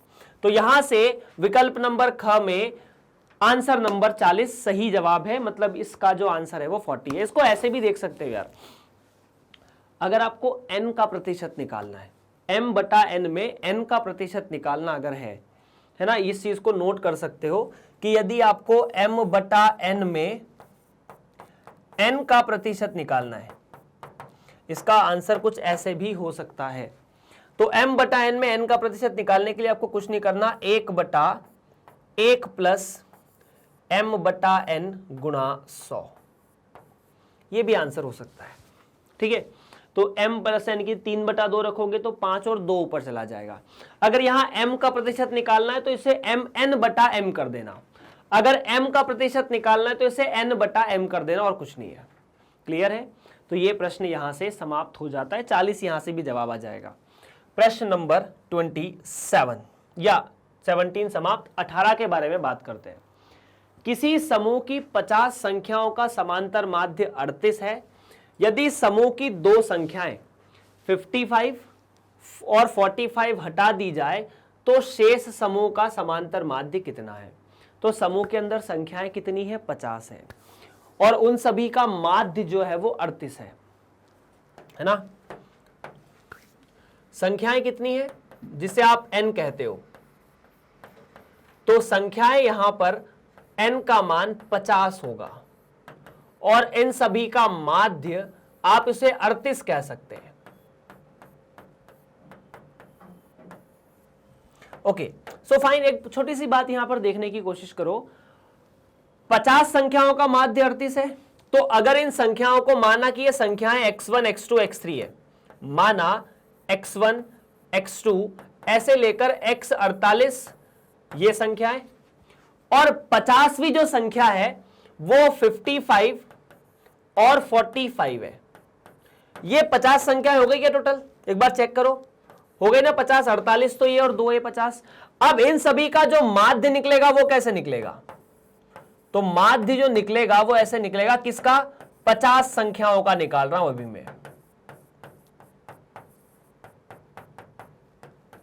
तो वो ऐसे निकलता है ना कि आपने x1 में x2 जोड़ा, ऐसे लेकर x48 जोड़ा, और उसके बाद 55 और 45 को इसमें ऐड किया, divide by the total count, that should be equal to 50, क्योंकि 50 हमारा काउंट है टोटल।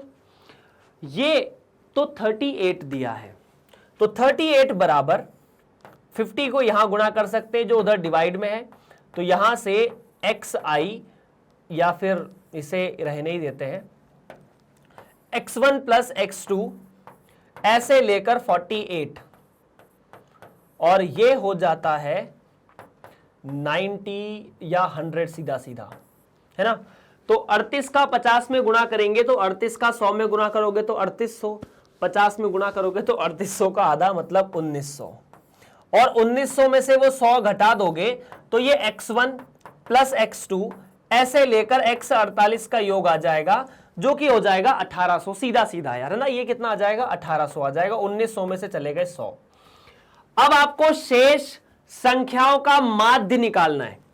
कितनी संख्याएं, शेष 48 संख्याओं का माध्य। क्यों, क्योंकि ये दो हटा दी गई, शेष 48 संख्याओं का माध्य।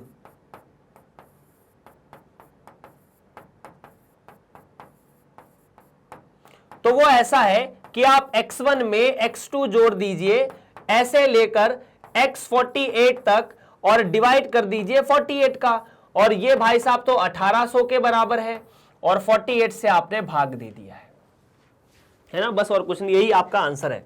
तो 1800 बटा 48 आपका सही आंसर है। काटने पीटने की कोशिश करते हैं। 1800 को 48 से डिवाइड करने के लिए सबसे पहले एक काम करो, इन दोनों को आप 4 से डिवाइड कर सकते हो सीधा, क्योंकि 48 4 से डिवाइड होता है। तो अगर 48 को 4 से डिवाइड किया तो ये बनेगा 12 और यहां 18 गुणा 25। मैंने इसको 1800 गुणा 100 लिख दिया था, है ना। 100 को 4 से भाग दूंगा तो 25। क्लियर। अब 12 और 18 में 3 कॉमन दिख रहा है। अगर इन दोनों को काटा तो यहां पर 6 और यहां पर 4। 125 का 6 में गुणा किया तो 150 और 150 का 4 में भाग दिया तो 4 का 40। 160 4 का 40 गुणा होता है, उसमें से आप 2 बार घटाएंगे तो 152, मतलब 37। तो ये मिलना चाहिए 37.5। क्लियर है क्या? एक बार और वेरीफाई कर लो। 3 वहां पर बचे 7, बिल्कुल 3 बचे तो 30 27 और उसके बाद 0.5, तो 37.5 ऑप्शन नंबर 2 प्रश्न नंबर 18 का यहां पर सही होना चाहिए। आगे बढ़ते हैं, प्रश्न नंबर 18 का जवाब ये है। बढ़ते हैं 19 की तरफ, वो क्या आपको जवाब देता है। प्रश्न नंबर 19, यदि बंटन का माध्य 2.6 है तब y का मान कितना है। आपको ये बंटन दिया है और इस बंटन में जो मान है वो, या माध्य जो है वो 2.6 है। y का मान निकालना है। अब बंटन कैसा, तो बंटन कुछ ऐसा, ये जो बंटन है वो असतत बारंबारिता बंटन है। बारंबारिता तो है लेकिन सतत नहीं है, है ना।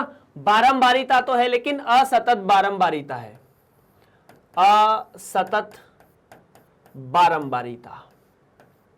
और इसका माध्य निकालने के लिए आपको 2 चीजें चाहिए, ठीक है।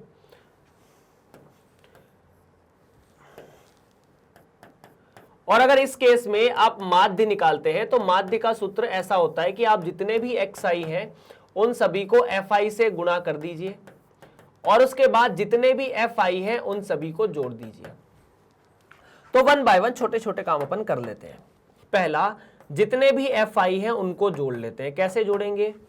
4 5 y 1 2, 1 + 4 + 5 + y + 1 + 2, ठीक। 2 और 1 3, 3 और 1 4, 4 और 4 8, 8 और 5 13। तो यहां से ये बनेगा 13 + y। क्या है ये? सारे fi का जोड़। उसके बाद जितने भी xi हैं उन सभी का गुणा आपको fi में करना पड़ेगा। तो 1 का 4 में गुणा किया 4, प्लस 2 का 5 में गुणा किया 10, प्लस 3y, y का 3 में गुणा, फिर 4 का 1 में गुणा और फिर 10। तो 10 10 20 और 4 4 8, तो 28 plus 3y is equal to sigma fi xi। यही बात है, बात सेम है। fi xi का हो या xi fi का हो, गुणा कर रहे हैं तो चाहे x का f में गुणा करो या f का x में गुणा करो। क्लियर है क्या? एक बार वेरीफाई कर लो यार। 9 और 1 10 और 1 12, 13 कैसे हो रहा है फिर ये? एक बार फिर से कैलकुलेट करते हैं। 3 4 7, 7 और 1 8, 8 और 5 13 होना चाहिए ना। अच्छा ये 1 तो है नहीं, 1 कहाँ से लिखा था मैंने? 1 नहीं है, 4 से कहानी शुरुआत है, तो ये 12 है वास्तव में। 12 + y, तो इसे भी जोड़ लेते हैं। 4 10, 4 10, ठीक है। तो बस वहां माध्य का मान 2.6, तो 2.6 बराबर 28 + 3y डिवाइडेड बाय 12 + y। अब अगर इसे यहां कैलकुलेट करोगे तो 12 का 2.6 में मल्टीप्लाई, तो 12 × 2.6 plus 2.6 × y is equal to 28 + 3y। तो 12 का 2.6 में गुणा, 12 × 72, ठीक है, हासिल 7, 12 दूनी 24 और 7 31 प्लस 26 या 2.6y बराबर 28 + 3y। अब इसे इधर भेजो तो 28 में से 31 में से 28 गए, 31.2 - 28 बराबर 3y - 2.6y। तो यार ये तो बचेंगे 3.2 बराबर 0.4y, या फिर 3.2 डिवाइड बाय 0.4 बराबर y। जहां से y का मान 8 आपका सही उत्तर होगा। तो 8 ऑप्शन नंबर 3 में है, तो ऑप्शन नंबर 3 आपका सही जवाब है, जो कि इस प्रश्न का सही जवाब भी है। सो इस तरह से हम इस सवाल को हल भी कर सकते थे। सिंपल है, ये कैलकुलेशंस हमने कई बार सॉल्व किए। बढ़ते हैं प्रश्न नंबर 20 की तरफ। इसी एमसीक्यू का पार्ट है। n प्रेक्षणों का समांतर माध्य m है, ठीक है, और यदि n-4 प्रेक्षणों का योग a है, तब शेष 4 प्रेक्षणों का माध्य कितना है। मतलब सवाल अजीब सा घुमा के एक ही तरह का सवाल है कि आपके सामने n प्रेक्षण है, उन सभी का माध्य m है।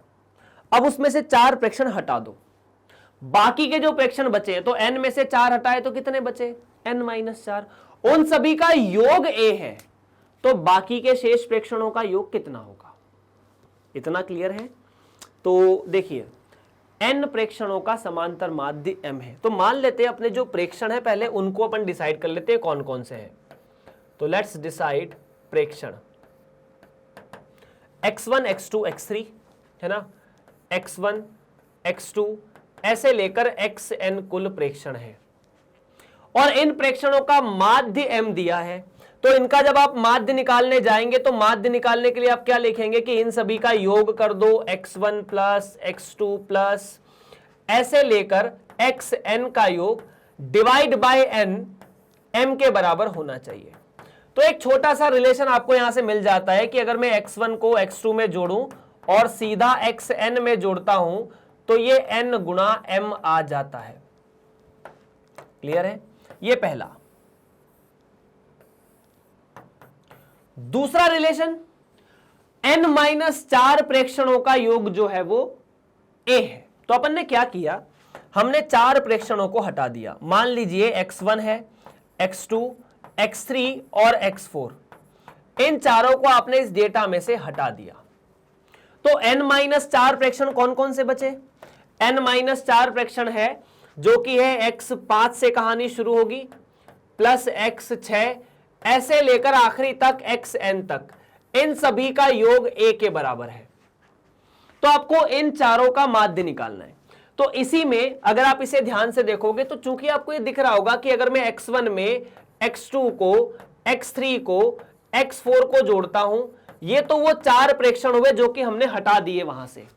बाकी के 4 के बाद जो आगे की कहानी है, मतलब x5 प्लस x6 ऐसे लेकर आगे आगे जाते हुए xn, ये जो कहानी है वो a के बराबर है।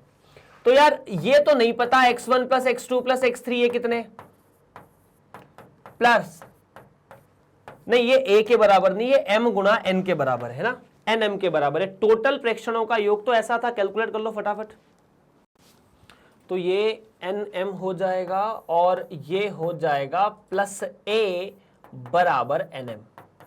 तो इन चारों का योग x1 plus x2 plus x3 plus x4, x1 plus x2 plus x3 plus x4 ऐसे लेकर आखिरी में आपको मिलता है m का n में गुणा माइनस a।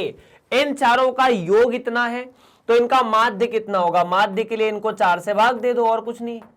तो माध्य कितना, nm, तो योग nm माइनस a योग आया डिवाइड बाय 4, आपका आंसर होना चाहिए ऑप्शन नंबर फर्स्ट यहां सही है ना। माध्य के लिए क्या है, जितने नंबर है उन सभी से योग, उनसे उनको 4 से भाग दे दो, मतलब जो योग है उसको 4 से भाग दे दो, 4 संख्याओं का, तो माध्य इतना आया। सवाल समाप्त। 20वां समाप्त, 21वां शुरू। 100 छात्रों की एक कक्षा में 70 लड़के हैं जिनमें किसी भी विषय में औसत अंक 75 है। यदि संपूर्ण कक्षा के औसत अंक 72 है तब लड़कियों के औसत अंक कितने हैं। सिंपल सी बात है, कुल विद्यार्थी 100 है ना। देखो सवाल में आपको यह बोला है कि कुल विद्यार्थी है जिनकी संख्या 100 है, उसमें 70 जो है वो लड़के हैं, तो सीधी सीधी बात है 30 लड़कियां होगी। अब लड़कों के अंकों का योग 75 है, तो आपको अच्छा औसत जो है वो 75 है और पूरी कक्षा का औसत 72 है, तो लड़कों का या लड़कियों का औसत कितना होगा। तो सबसे जरूरी बात यहां पर यह है कि 100 विद्यार्थी हैं जिसमें लड़कों की संख्या 70 है, तो सीधी सीधी बात है लड़कियों की संख्या 30 होनी चाहिए। इतनी होनी चाहिए ना, ना कम ना ज्यादा। ओके, अब देखिए पूरी कक्षा का जो औसत है ना, अगर मैं पूरी मान लेता हूं x1 x2 x3 ऐसे कुल लड़के हैं, x1 मतलब बॉय 1 बॉय 2 बॉय 3 मान लेते हैं अपन। जैसे मान लीजिए जो लड़के हैं उनकी संख्या बॉय 1 बॉय 2 बॉय 3 है, तो ये b1 है, ये b2 है, ये b3 है, ऐसे लेकर b70 तक। और लड़कियों को हम लोग लिख सकते हैं g1 g2 g3, तो g1 g2 ऐसे लेकर g30 तक, इतना ही है। अच्छा, अब आपसे बोला है कि पूरी कक्षा का जो औसत है वो 72 है, तो पूरी कक्षा का औसत मतलब अगर पूरी कक्षा के अंकों का योग कर दीजिए, तो संपूर्ण कक्षा के अंकों का योग, संपूर्ण कक्षा का औसत ये 72 है। और ये निकालने का तरीका तो मान लेते हैं b1 के, या ये b1 b2 जो है ना वो पहले वाले लड़के के प्राप्तांक है, दूसरे लड़के के प्राप्तांक है, ऐसे कुछ है। तो क्या मैं लिख सकता हूं कि ये b1 प्लस b2 ऐसे लेकर b70 है। साथ ही साथ हमें उसमें लड़कियों के नंबर भी जोड़ने पड़ेंगे, तब जाके पूरी कक्षा के नंबर आएंगे, that is g30। Divide by total, total कितने 100 लोग हैं सर, तो डिवाइड बाय टोटल 100। अब ये तो 72 है संपूर्ण कक्षा का औसत, ठीक है, तो क्या मैं लिख सकता हूं 72 इंटू 100, वो जो डिवाइड में 100 है वो ऐसा आ जाएगा b1 प्लस b2 ऐसे लेकर b70, और साथ ही साथ g1 प्लस g2 ऐसे लेकर g30। फाइन है। नाउ अब देखो यार, लड़कों का औसत आपको 75 दिया है, ठीक है, तो अगर मैं लड़कों का औसत निकालने जाऊं तो लड़कों का औसत 75, और अगर ये 75 है तो आपने सीधा सीधा b1 को b2 में जोड़ा और उसके बाद ऐसे लेकर b70 तक किया और डिवाइड बाय 75 होना चाहिए। तो b1 plus b2 plus b70 70 का 75 में गुणा होना चाहिए, ठीक है, तो b1 plus b2 plus b70 70 का 75 में गुणा होना चाहिए, 75 इंटू 70। इसे ना आप पूरा सॉल्व करो, मत लिखो तो लिखो वरना मत लिखो, मतलब गुणा करो तो करो वरना मत करो। ये है 75 इंटू 70, तो ये वाला योग तो 75 इंटू 70 है, तो लड़कियों के नंबर का योग निकाल सकते हैं क्या? ये है 72 इंटू 100 बराबर 75 into 70 plus G1 plus G2 ऐसे लेकर G30, यही है। तो G1 plus G2 plus G30 कितना हो जाएगा? 72 इंटू 100 माइनस 75 इंटू 70। और लड़कियों का औसत निकालने के लिए आपको इनके प्राप्तांक को 30 से भाग देना पड़ेगा। मतलब अगर आप निकालना चाहें कि लड़कियों का औसत कितना है,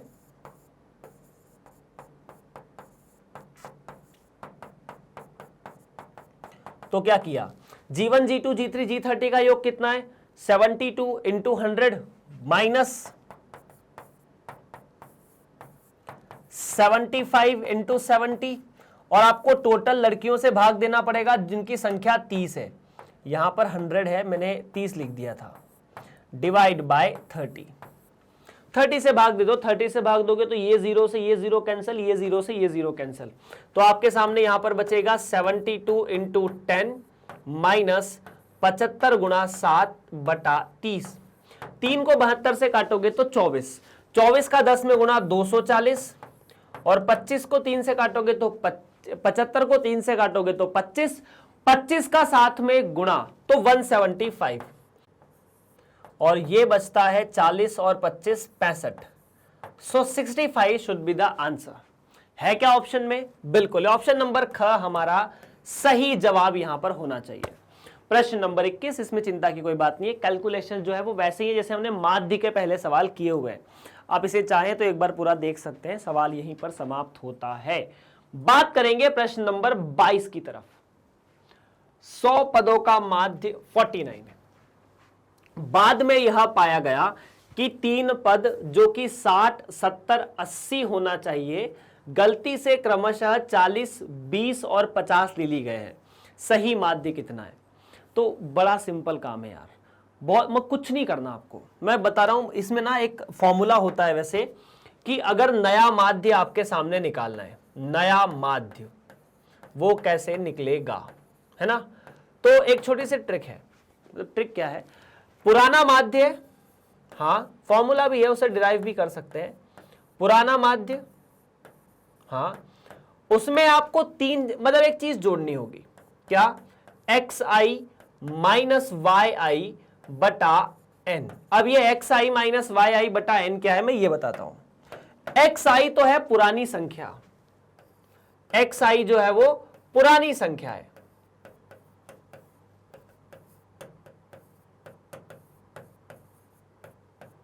ठीक है। yi नई संख्या है, ठीक है। xi पुरानी संख्या है, yi नई संख्या है, और n जो है वो कुल संख्याएं हैं। बस ये, वरना अगर इसको ऐसे करोगे कि अपन बाकी, जैसे मान लीजिए 100 पद हैं, तो 100 में से आपने 3 को हटाया तो 97 का योग निकालो, बाद में उनमें ये 3 जोड़ दो, तो वो भी कर सकते हो। नया माध्य मतलब उसके अपन ने बहुत सारे सवाल कर लिए, अपन ये शॉर्टकट का फॉर्मूला लगा देते हैं। पुराना माध्य 49, ठीक है। xi पुरानी संख्या माइनस नई संख्या, तो 40 को 70 को आपने 40 पढ़ लिया था। ये बोला है ना कि 100 का पुराना माध्य 49 है, तो n का मान तो यहां 100 हो जाएगा। xi मतलब वो संख्या है जो आपने गलती से पढ़ी, पुरानी संख्या। yi मतलब नई संख्या। तो आपको 40 की जगह 70 लिखना पड़ेगा, तो पुरानी संख्या तो 40 हो जाएगी। 40 माइनस 70 प्लस,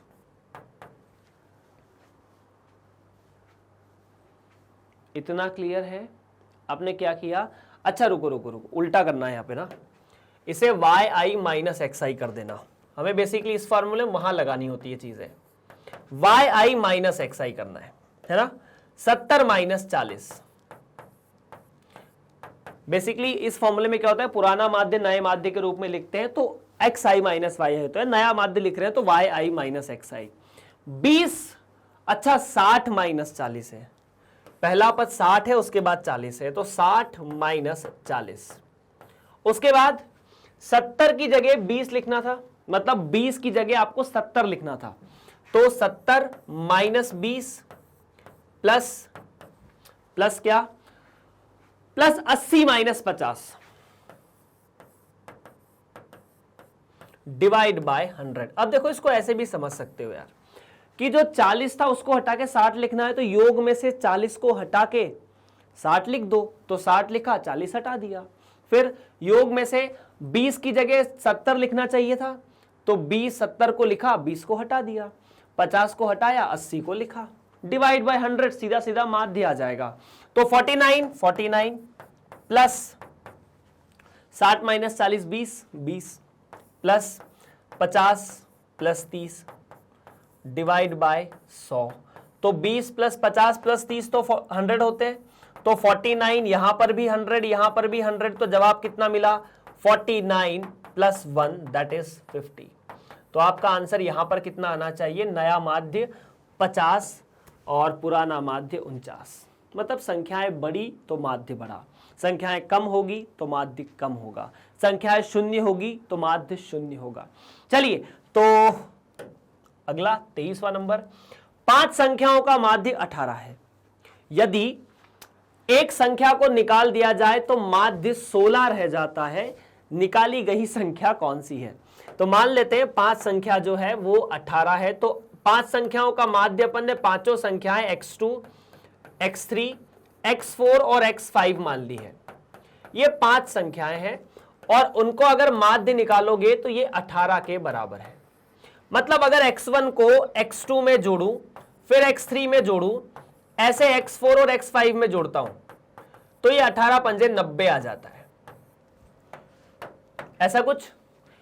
5 संख्याएं कौन सी है?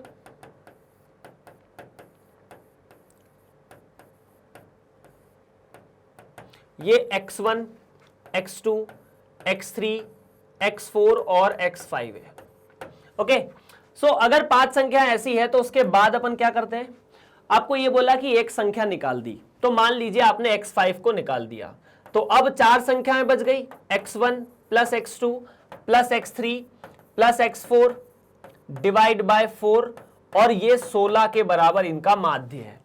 तो x1 x2 x3 प्लस, मतलब इन चारों को जोड़ोगे तो कितना आ जाएगा, x1 plus x2 plus x3 ऐसे लेकर x4, ये मिला 16 का 4 में गुणा 64, तो इन चारों का योग तो 64 के बराबर, तो 64 प्लस x5 बराबर 90। हाँ जी सर, तो x5 बराबर 90 माइनस 64, तो ये मिलना चाहिए 26 ऑप्शन नंबर 3 में है। तो ऑप्शन नंबर 3 यहां पर सही जवाब है। आप चेक कर सकते हैं, वेरीफाई कर सकते हैं। सिंपल सवाल है तो यार। चलिए, 5 गणनाओं का मानक विचलन कितना है। सवाल अभी थोड़ा सा अच्छा आप लोगों से पूछा हुआ है। मानक विचलन कैसे निकालते हैं ये आपको पता है, उम्मीद करता हूं।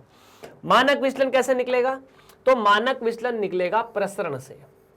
अब प्रसरण क्या होता है, तो प्रसरण होता है जितनी भी संख्याएं हैं उन सभी में आप माध्य घटाकर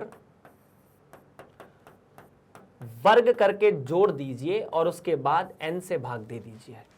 5 संख्याएं 1 2 3 4 5, तो n का मान तो यहां पर हो जाना चाहिए 5।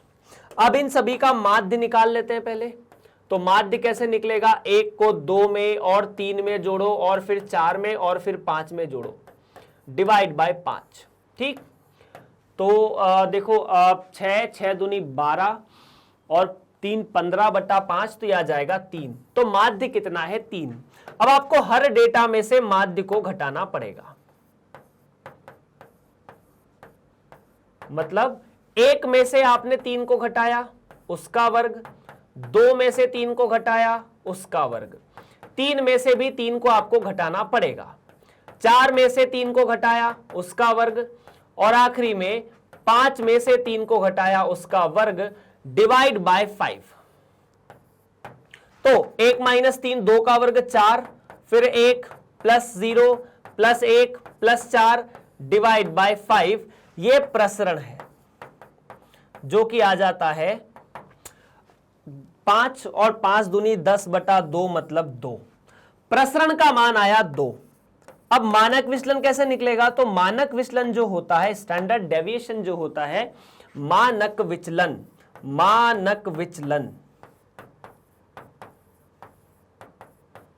प्रसरण का वर्गमूल होता है। किसका, प्रसरण का। तो प्रसरण 2 है, तो मानक विचलन प्रसरण का वर्गमूल √2 विकल्प नंबर 3 में था। तो ये मतलब ये सिंपल चीजें, फॉर्मूला लगाओ आंसर पाओ जैसी चीजें, इससे भयंकर सवाल हमने प्रश्नावली में हल किए हैं और पूरे किए भी हैं। प्रश्न नंबर 25 की तरफ बढ़ते हैं। इन आंकड़ों का प्रसरण कितना है, सवाल वही जैसा हमने अभी थोड़ी देर पहले किया है। अब एक बात बताऊं, आप उस सवाल से भी इस सवाल को कर सकते हो, जो पुराना वाला सवाल था ना उससे भी कर सकते हो। देखिए, अगर पुराने वाले सवाल को हम देखें तो उसमें आंकड़े थे 1 2 3 4 5, यहां पर 2 4 6 8 10 है। तो सबसे पहले जो भी आंकड़े दिए, प्रसरण का मतलब होता है, सूत्र में अगर लगाने की कोशिश करें तो प्रसरण का मतलब, जिसे रो का वर्ग भी कहा जाता है, जितना भी डेटा है उसमें से माध्य को घटा के वर्ग करके n से भाग दे दिया जाए।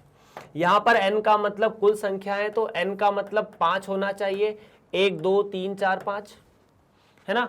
अब x बार मतलब माध्य निकालना है इन संख्याओं का, किस किस का, 2 प्लस 4 6 8 और 10 डिवाइडेड बाय 5, है ना। तो माध्य आ जाएगा 6 के बराबर। अब आपको हर संख्या में से 6 को घटाना है, वर्ग करना है। माध्य कैसे निकालते हैं, सबको जोड़ के बाकी कुल संख्याएं कितनी n है, n से भाग दे दो। तो 5 संख्याएं थी n, सबको जोड़ा तो 2 4 6 6 6 12 12 10 22 22 और 8 30 30/5 6 के बराबर। तो प्रसरण कुछ इस तरह से निकलेगा, 2 माइनस 6 का वर्ग प्लस 4 माइनस 6 का वर्ग, उसके बाद 6 माइनस 6 का वर्ग प्लस 8 माइनस 6 का वर्ग और 10 माइनस 6 का वर्ग। Divide by 5 again. तो प्रसरण का जो वर्ग है वो क्या आना चाहिए? 2 माइनस 6 का वर्ग 4 का वर्ग, 4 का वर्ग मतलब 16, 4 माइनस 6 का वर्ग माइनस 2 का वर्ग मतलब 4, उसके बाद 0, फिर 4 और फिर 16 डिवाइड बाय 5। 16 4 20, 20 और 20 40।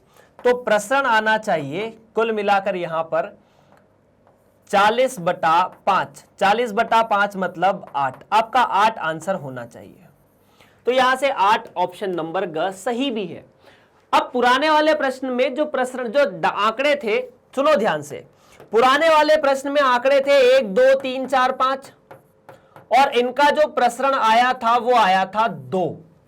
अगर इन सभी आंकड़ों को आप डबल कर देते हो 2 4 6 8 10, तो इनका जो प्रसरण है उसमें 2 के वर्ग का गुणा होगा। याद है कॉन्सेप्ट? अगर सभी आंकड़ों में किसी संख्या k का गुणा करते हो तो प्रसरण में k का वर्ग गुणा हो जाता है। तो अभी जो प्रसरण होगा 2 वाला कह देते हैं, 2 का वर्ग गुणा 2 मतलब 8। सीधा सीधा बिना परेशानी के, लॉजिक सिंपल। तो 25वां प्रश्न समाप्त। बात करते हैं 26वें की तरफ। 26वां प्रश्न कुछ इस तरह से कि इन संख्याओं का मानक विचलन या माध्य विचलन कैसा है, वही सवाल है लगभग, पर माध्य विचलन पूछा है। माध्य विचलन किसके सापेक्ष?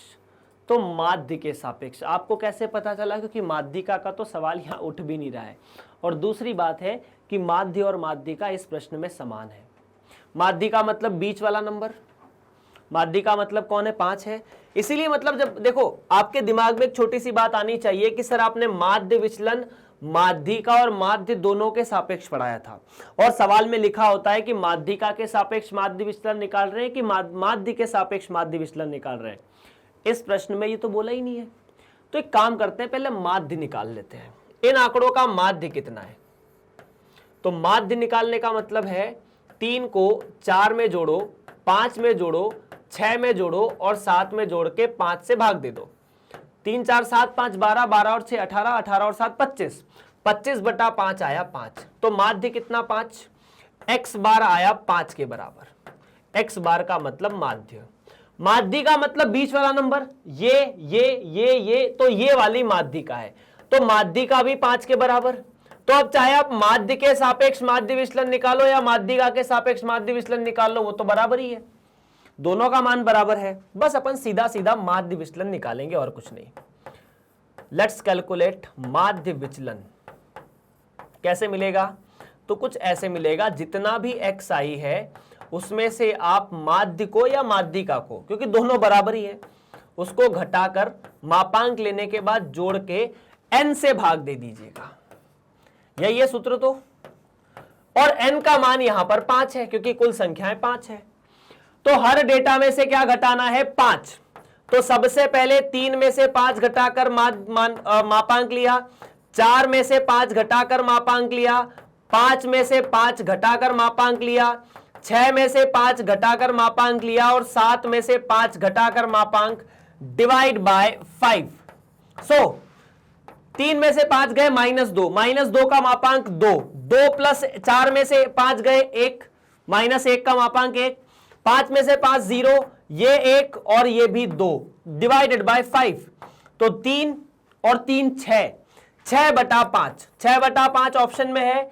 नहीं है। इसकी जगह 1.2 है जो कि आंसर होगा। तो 1.2 ख वाला विकल्प सही है। प्रश्न नंबर 26 यहां पर समाप्त होता है। तो प्रश्न नंबर 26 के साथ ही मैग्नेट ब्रेन्स के साथ ये जो अध्याय नंबर 15 है, इसके बहुविकल्पी सवाल समाप्त होते हैं। अगर आप किसी भी कक्षा में हैं, 6ठी से लेकर 12वीं, तो आप इन वीडियोस को मैग्नेट ब्रेन्स के ऑफिशियल यूट्यूब चैनल या मैग्नेट ब्रेन्स हिंदी के ऑफिशियल यूट्यूब चैनल पर देख रहे हैं। ये हिंदी वाला चैनल है तो हिंदी वाली जगह पर आप इन वीडियोस को देख रहे हैं। अगर आप इनको मैग्नेट ब्रेन्स की ऑफिशियल वेबसाइट पर जाकर देखें, जो कि है www.magnetbrains.com, तो वहां पर आपको वीडियो और आसानी से मिल जाएंगे। आपको क्या करना होगा? साइट पर जाना है और CBSE हिंदी का चयन करना है। जैसे आप चयन करेंगे तो CBSE कक्षा 11 होगा, उसमें आपको किताब में बहुत सारे किताब दिखेगी। आपको गणित विषय का चयन करना है, गणित पढ़ना है, भौतिक पढ़ना है तो भौतिक, रसायन पढ़ना है तो रसायन। क्लिक किया, जैसे ही क्लिक किया आपके सामने पूरी टेक्स्ट बुक यहाँ खुल जाएगी। उसके बाद आपके सामने बहुत सारे अध्याय रहेंगे, जिस अध्याय पे आप क्लिक करेंगे उसके सारे टॉपिक आपके सामने आ जाएंगे। जिस टॉपिक पे आप क्लिक करेंगे वो टॉपिक का वीडियो चलना शुरू हो जाएगा। कुछ इस तरह से सिंपल तरीका ये जानने का भी, मतलब सब कुछ लिखा रहता है, आसानी से टॉपिक मिल भी जाता है, वीडियो भी मिल जाता है। बाकी आप कक्षा 6 से लेकर 12वीं तक जो भी पढ़ते हैं मैग्नेट ब्रेन्स पर, वो पूरी तरह से मुफ्त पढ़ते हैं, चाहे आप किसी भी बोर्ड से हो, किसी भी राज्य से हो, आपको सब कुछ पढ़ाया जाता है आपकी किताब का। तो आपको क्या करना है, इस वीडियो को लाइक करना है, अपने दोस्तों के साथ वीडियो को शेयर करना है, चैनल को भी शेयर करना है, और उम्मीद है कि आपने चैनल तो अभी सब्सक्राइब तो कर लिया होगा, दोस्तों से भी करवाना है। आप सभी से मिलते हैं अगली कक्षा में। आपका बहुत बहुत धन्यवाद।